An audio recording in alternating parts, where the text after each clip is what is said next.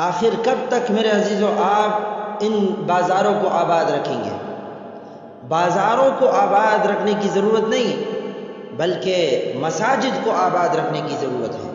ہم مسلمان ہیں، ہمیں معاملات بھی کرنے چاہیے، ساتھ میں عبادات بھی مکمل ہونے چاہیے۔ عبادات مکمل ہوں گے تو معاملات بھی مکمل ہو جائیں گے۔ اگر معاملات مکمل کریں گے، عبادات مکمل نہ کریں تو یاد رکھیے ان معاملات کے اندر اللہ ہمیں سکون نصیب نہیں کرے، ہمیں سکون نہیں مل سکتا۔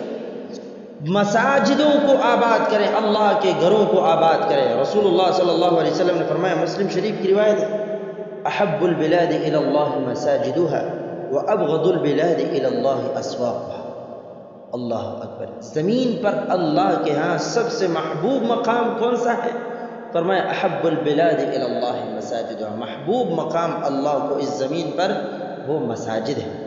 وابغض البلاد الى اللہ اسواقها، اور سب سے ناپسند مقام اس زمین پر وہ فرمایا کہ بازار ہے۔ مسلم شریف کی روایت ہے۔ آج ہم دیکھیں ہمارے بازار ویران پڑے ہیں یا مساجد ویران پڑے ہیں؟ آیا ہمارے مساجد بھرے پڑے ہیں یا بازار بھرے پڑے ہیں؟ بازار کا وقت ہو جائے تو بازار ویران ہی نظر نہ آئے، لیکن جب نماز کا وقت ہو جائے میرے عزیزو مساجد ویران نظر آتی ہے۔